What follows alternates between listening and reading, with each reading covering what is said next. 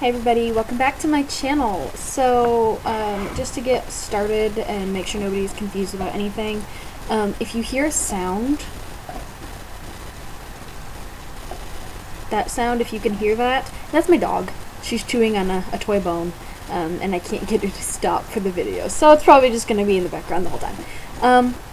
So this video, we're going to talk about my pregnancy week 10 to 12. Yeah. So today is Thursday, so I am 12 weeks and 3 days, I believe. No, 2 days. Because I was 12 weeks on Tuesday, so 12 weeks and 2 days. And I have been to the doctor. So let's just jump right into it, and there are a few different things that have been coming up that kind of have come and gone, and some new symptoms to discuss and things that are going on with the pregnancy, with not the pregnancy, just stuff in my life, in the household. So let's just jump right into it. Let me adjust this really quick, hold on. I feel like it's really high. Didn't want to do it, okay. Is that better?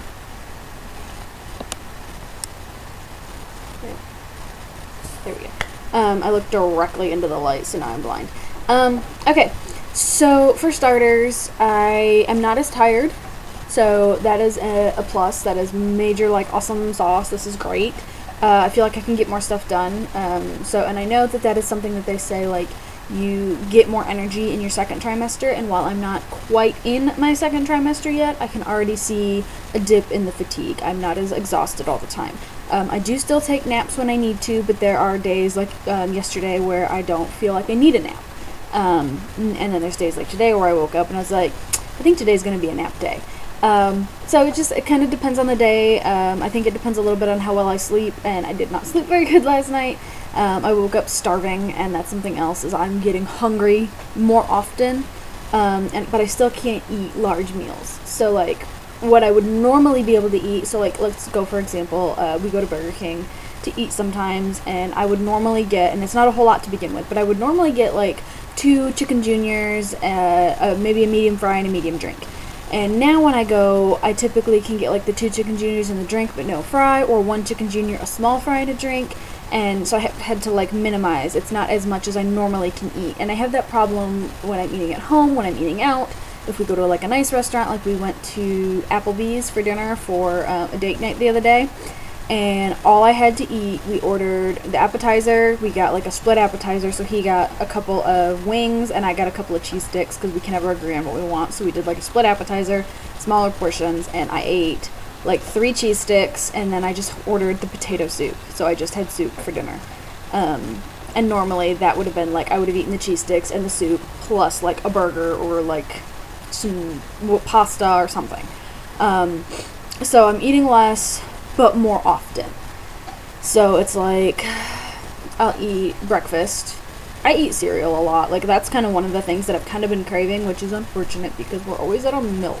Because I'm eating a lot of cereal, and then my dad lives with us, which I don't know if I've ever mentioned in any of my videos. So in case I have not ever mentioned it, my dad lives with us currently. My dad and my stepmom have split. They are in process of getting a divorce. And so, obviously, when you're getting a divorce, you don't live together most of the time. So he moved out, and he moved in with us. He's been with us for about 2 months now, and he's working on getting his own place. He's actually got, there's a place, like, right down the road from us that he is waiting to go see. Like, he's waiting for them to get back to him on, like, when he can go look at it and go take a look. And that's literally right down the road. Like, I'm not going to say, like, specifically the number, like, the address, but, like, we're 112, right? No, I'm sorry. We're 113. We're 113, and his would be 105 on the same street. But like I said, I'm not going to say the street because then y'all can figure out exactly where I live, and I don't want that. Just in case there's any crazies out there. Because you never know. So yeah, so he lives with us, and he's been with us for about 2 months, but he's working on getting his own place. And I'm very supportive of him, and, you know, he's living in our spare bedroom, which we only have 2 rooms, and obviously I am pregnant.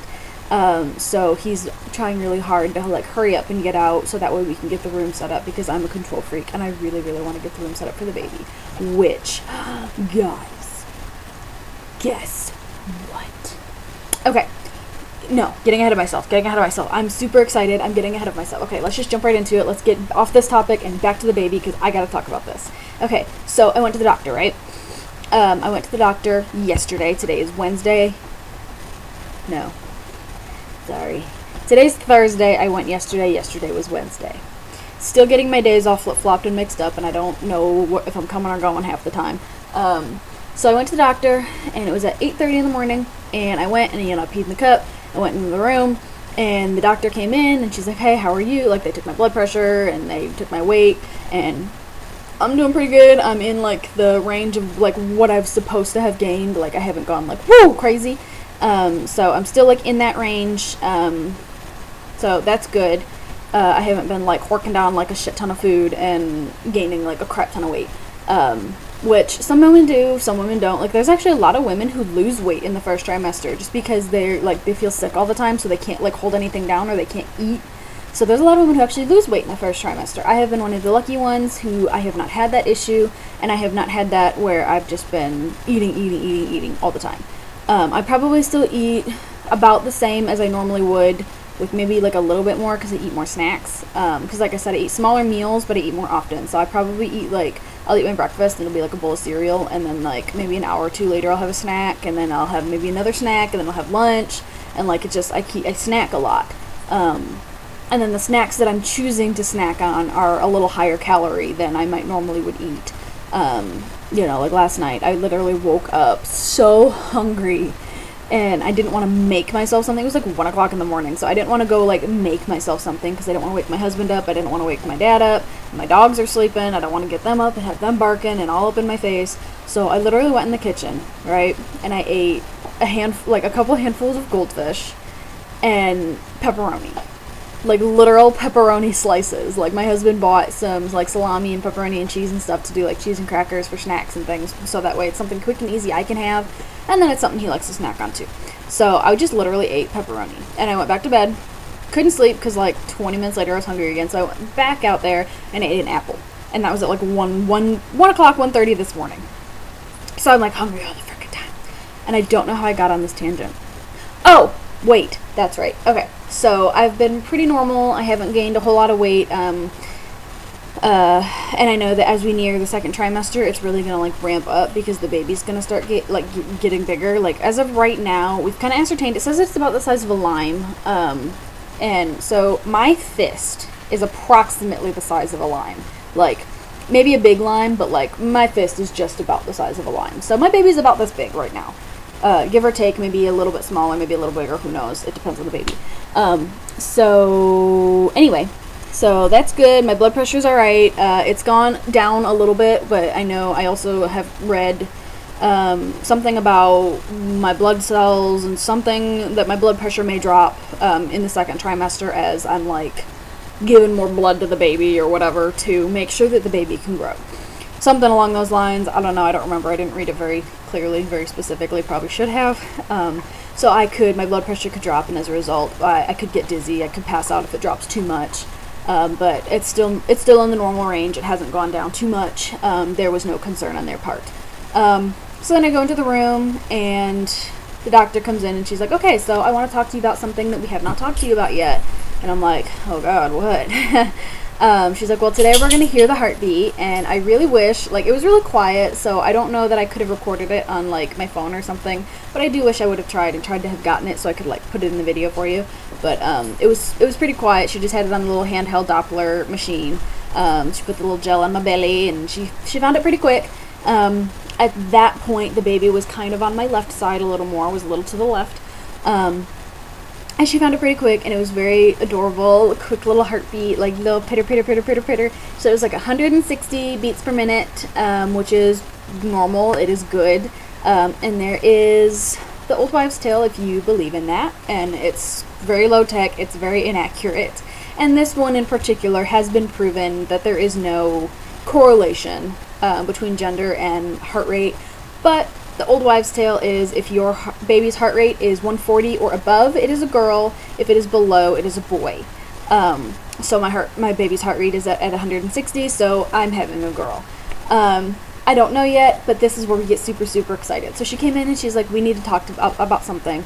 and that was genetic testing. So you have a couple options with genetic testing. My OBGYN is right out of the hospital, so they have probably a little bit more available to them than maybe a small office would have. So I had two choices for genetic testing, and I was going back and forth on if I was going to do it or not, because I heard if you do it that there's a risk to the baby, and I was like, ooh, I don't know. So she presented to me two choices.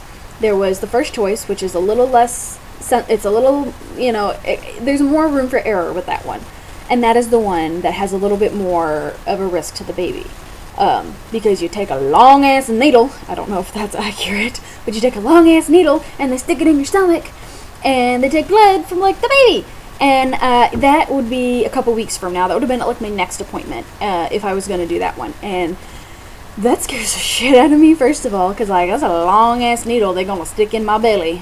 And then I am super, super careful. I have been very careful about, making sure the dogs don't jump on me. I've been very careful about making sure the kids that I watch don't jump on me. I've been very careful about making sure I'm drinking enough water and I'm not eating anything that's super, super, super unhealthy. I know I said I ate pepperoni last night, but I haven't been I've been making sure my chicken is thoroughly cooked, and I've been I don't even really eat I usually am a medium rare, medium well kind of girl. I usually do medium well typically. Sometimes I'll do medium rare, but I can do either, or medium.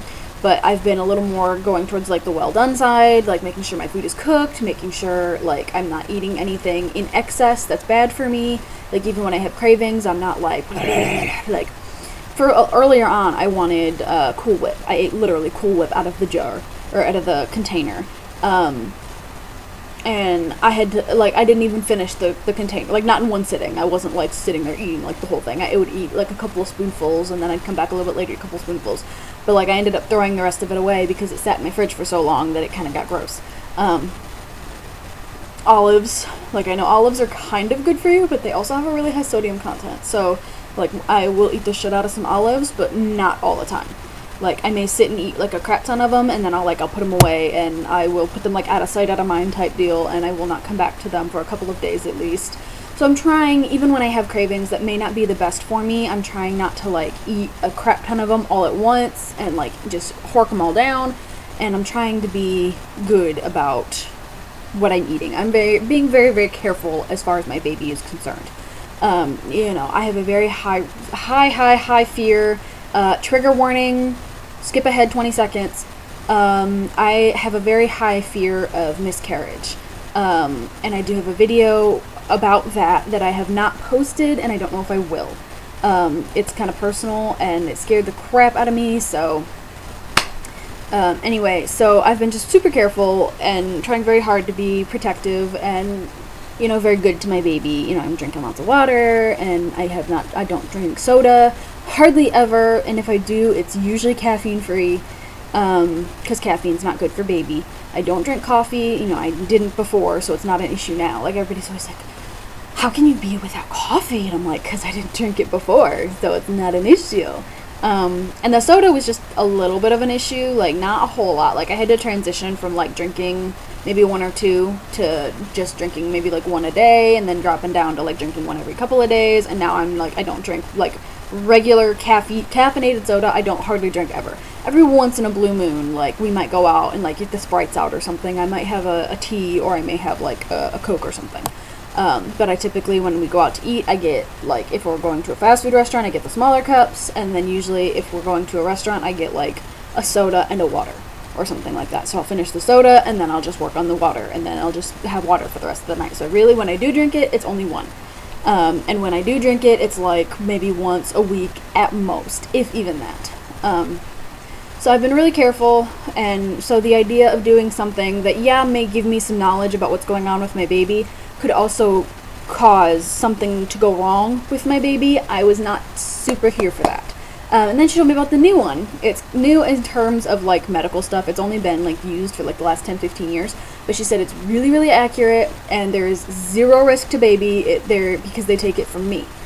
But it's super, super accurate. It's non-invasive. They literally just draw some blood from my arm. She said, but the insurance typically doesn't pay for it. However, when we call them and talk to them, they'll typically do it for about $200. So it's really not that bad. Like, and fuck it, slap that onto the bill that I'm already gonna have to pay for this kid. Like, it ain't nothing. So I went ahead and I said, all right, let's go ahead and do that one. And the side effect of doing this genetic testing, which will test for like Down syndrome, and there's the other two that I can't remember what she said, but they're fatal. If the baby does have them, they are fatal. And so she kind of scared me with that a little bit. I'm like, oh my god, what if my baby's got like a fatal disease, or is likely to get a fatal disease? Which I don't think so. You know, I'm pretty healthy, my husband's pretty healthy, but that doesn't mean that we're not genetic carriers for those particular diseases, and we just didn't get them ourselves. So I wanted to go ahead and do it. Side effects, you also find out the gender. So I'm gonna find out potentially in 2 weeks. I am 12 weeks pregnant right now. I'll find out at about 14 weeks, give or take 10 to 14 days, what I'm having. So I don't have to wait until my ultrasound at 20 weeks. Of course, they'll probably double check when I go in at about 20 weeks. I'm sure they will double check to make sure, like, hey, we see what it said and it's the same thing. So I'm going to get to find out very soon. 2 weeks is nothing. Actually, hold on.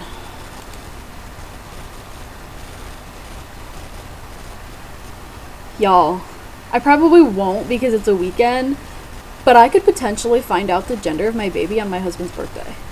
Like they said 10 to 14 days, and the first is my husband's birthday, and that's 11 days from yesterday. I could potentially find out on his birthday, but because it's a weekend, I probably won't. So they may very well call me. I could potentially find out like right around his birthday.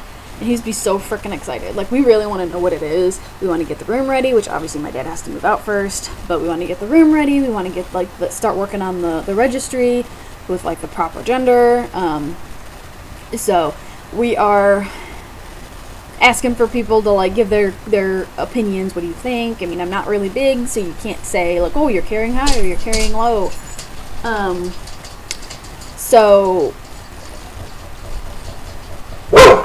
I gotta go. There's somebody banging.